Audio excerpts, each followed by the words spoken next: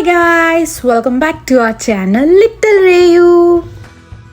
તો આ છે અમારી અલ્બર્ટા સિરીઝનો ડે 2, જ્યાં અમે બેમ્ફ ફરવા જઈએ છીએ. અને આ છે આજનું અમારું પ્લાનિંગ. તો હવે જોઈએ આમાંથી કેટલા સ્પોટ્સ અમે ફરવા જઈએ છીએ અને કેટલા રહી જાય છે. બહુ બધી જગ્યાએ ફરવાનું છે આજે, તો ફટાફટ બ્રેકફાસ્ટ કરીને એનર્જી ભેગી કરી લઈએ, પછી નીકળીએ. અમે જે હોટલ પર રોકાયા હતા ત્યાં પાછળ આવી રીતે બાર્બીક્યુની વ્યવસ્થા હતી, તો ત્યાં અમે ચા બનાવી અને નજીકના સ્ટોરમાંથી મિલ્ક અને બ્રેડ ને એવું લાવ્યા હતા. તો સવારે મસ્ત એવું બ્રેકફાસ્ટ કર્યો ગરમ ગરમ.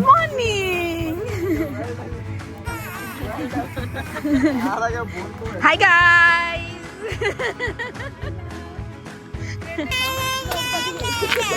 ના ના ના, શું ના ના ના? ઉય્યુ.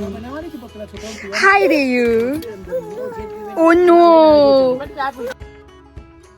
આજનું ટેમ્પરેચર 23 ડિગ્રી હતું, જે ઠંડી પણ નથી લાગતી અને ગરમી પણ નહીં. બહુ સરસ વેધર હતું.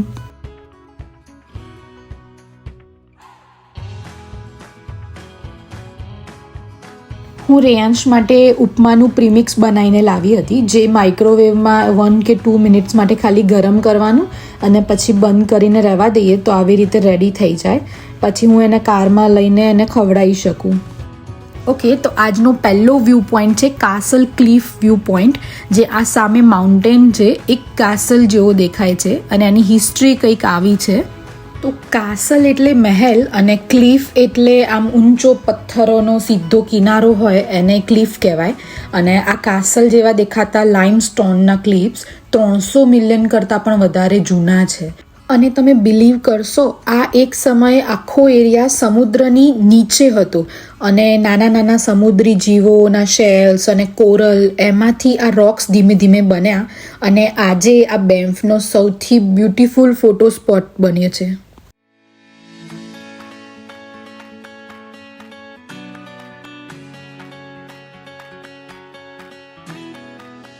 ઓકે, તો આજનો સેકન્ડ સ્પોટ છે બો વેલી પાર્કવે.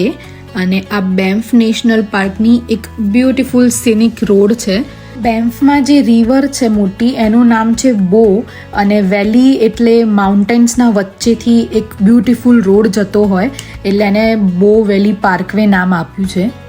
મેઇન તો આ જગ્યા માઉન્ટેન્સના વચ્ચે રસ્તા જાય છે અને બાજુમાંથી નદી હોય અને રસ્તામાં બહુ બધી વાઇલ્ડ લાઈફ પણ મળે, જેવી રીતે અમને હરણ મળ્યું હતું, રીંછ, પછી અમુક વાર વુલ્ફ પણ જોવા મળે છે. તો એના માટે આ બહુ ફેમસ છે.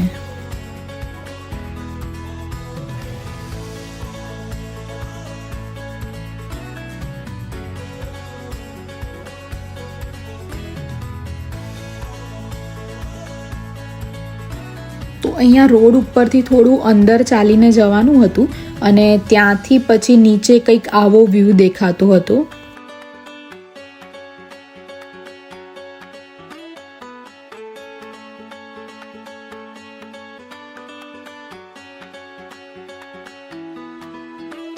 ઓકે, તો આજનો થર્ડ સ્પોટ છે બેમ્ફ વ્યૂ પોઈન્ટ, જ્યાંથી તમને આખું બેમ્ફ સિટી દેખાય છે, જે માઉન્ટેન્સ, બો રિવર અને ટાઉન આખું અહીંયાથી દેખાય.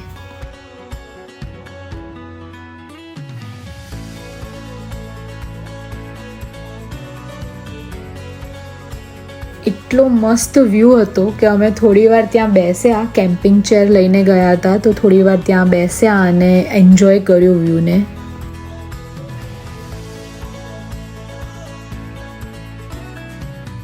રેયાંશને આખો દિવસ કારમાં બેસી બેસીને કંટાળો આવ્યો હતો, એટલે અહીંયા ખુલ્લો એરિયા મળ્યો તો એને મજા પડી ગઈ હતી.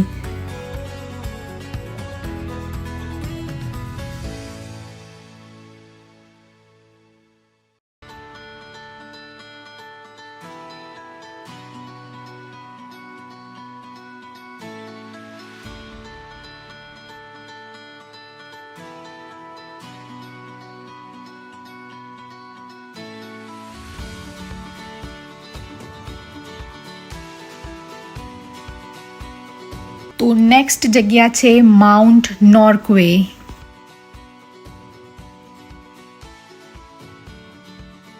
અને અહીંયા પહોંચતાની જ સાથે અમને રીંછ દેખાયું.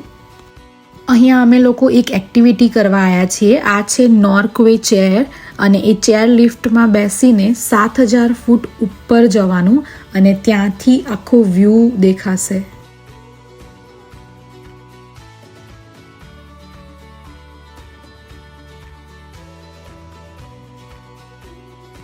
સમરમાં અહીંયા લોકો હાઇકિંગ કરવા આવે છે અને વિન્ટરમાં અહીંયા સ્કી થાય છે.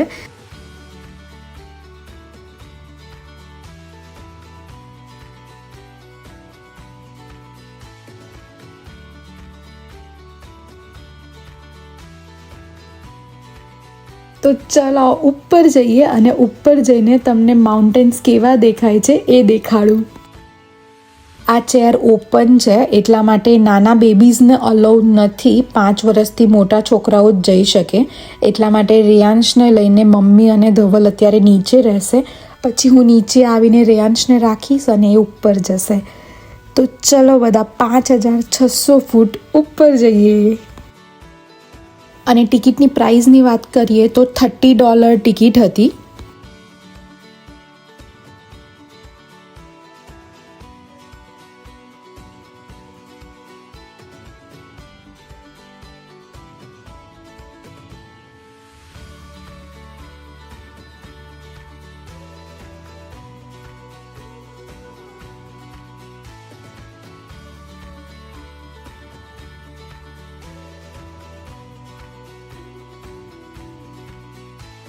ઓ માય ગોડ, એકદમ અનરિયલ અને આમ ડિસ્ક્રાઇબ કરાય એવું જ નથી. તમે ખાલી વ્યૂ જોઈ લો, તમને ખબર પડી જશે કેટલો મસ્ત વ્યૂ છે અહીંયાથી.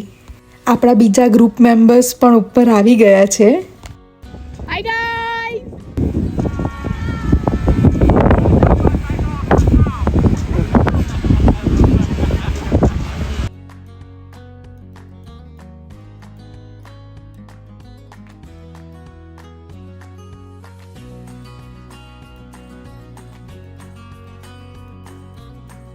ઓકે, તો અહીંયા 6800 લખ્યું છે, જ્યારે નીચે હતા ત્યારે 5600 ફીટ લખ્યું હતું.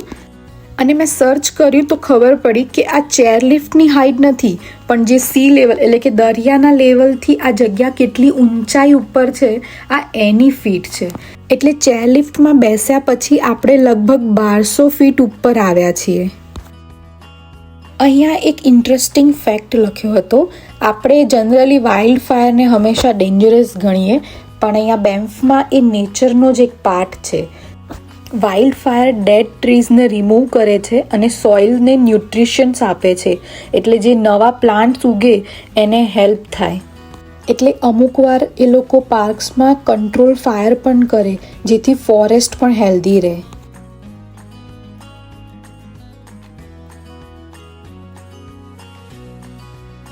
તો જુઓ, આ છે બેમ્ફ સિટી. અમે તમને પહેલાં બીજા એંગલથી બતાવ્યું અને આ એક બીજા એંગલથી બતાવીએ છીએ.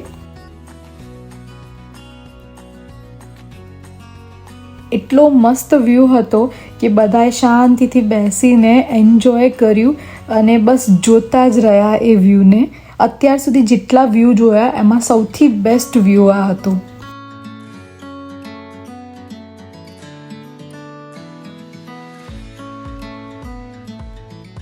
જુઓ, આના પહેલાં જે બેમ્ફ વ્યૂ પોઈન્ટ અમે ગયા હતા એ ત્યાં હતો, એટલે અમે ત્યાંથી અહીંયા આખી સિટી બતાવી હતી.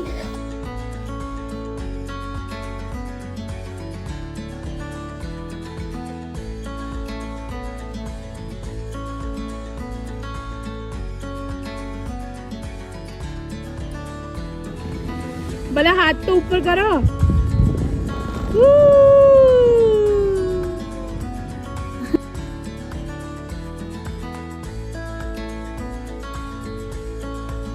જુઓ, ત્યાં બેસવાનું છે. ત્યાં મમ્મી, ધવલ ને રેયાંશી બેસ્યા છે.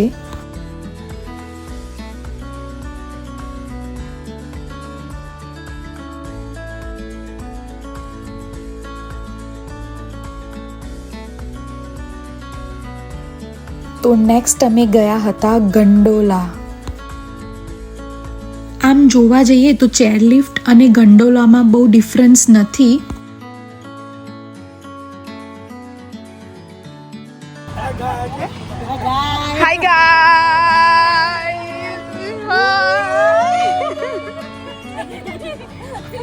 Bye guys.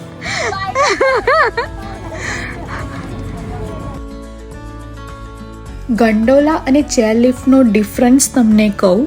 ચેરલિફ્ટની પ્રાઇસ $30 હતી અને ગંડોલાની પ્રાઇસ $70 પર પર્સન હતી.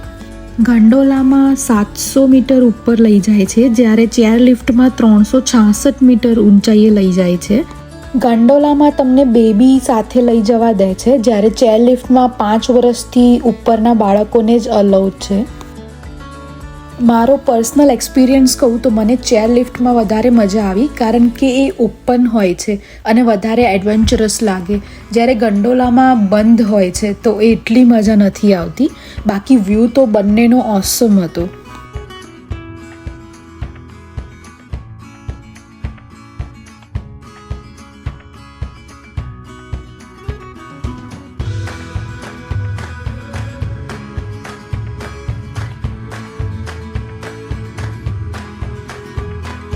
આખો દિવસ ફરીને થાકી ગયા.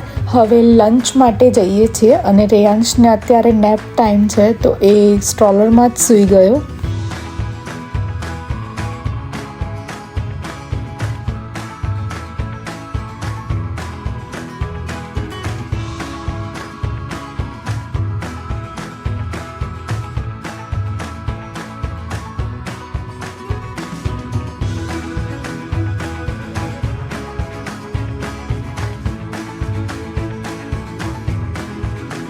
તો આ છે બેમ્ફનું ડાઉનટાઉન, અને ડાઉનટાઉન એરિયામાં ખાસી બધી ઇન્ડિયન રેસ્ટોરન્ટ હતી. અમે મસાલા રેસ્ટોરન્ટમાં લંચ કર્યો હતો.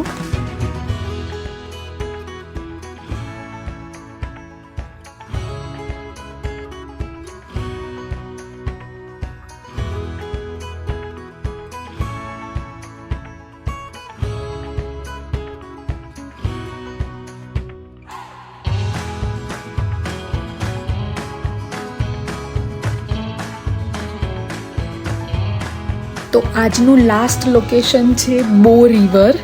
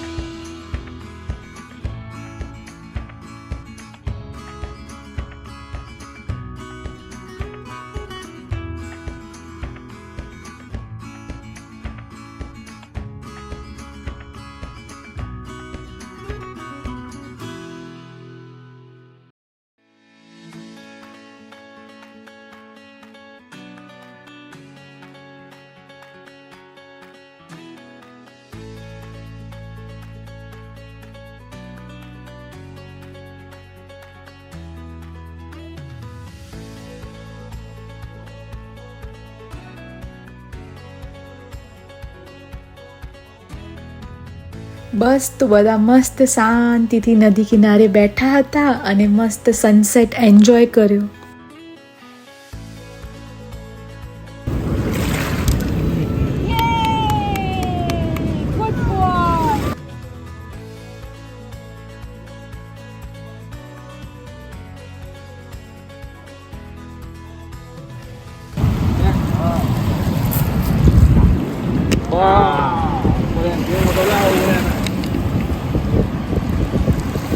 ઠંડો મજા આવશે.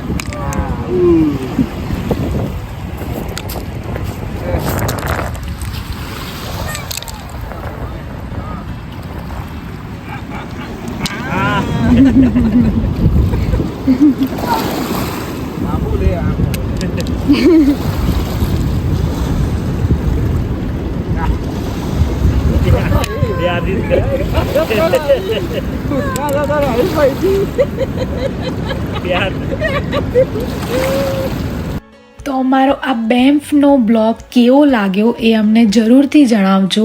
અને આ હતો અમારો ડે 2. હજુ બીજા 2-3 દિવસ બાકી છે તો બહુ જ ધમાલ મસ્તી થવાની છે. તો એન્ડ સુધી જોજો આખી સિરીઝ. તો આજના માટે આટલું જ. મળીએ નેક્સ્ટ બ્લોગમાં. ત્યાં સુધી બાય બાય.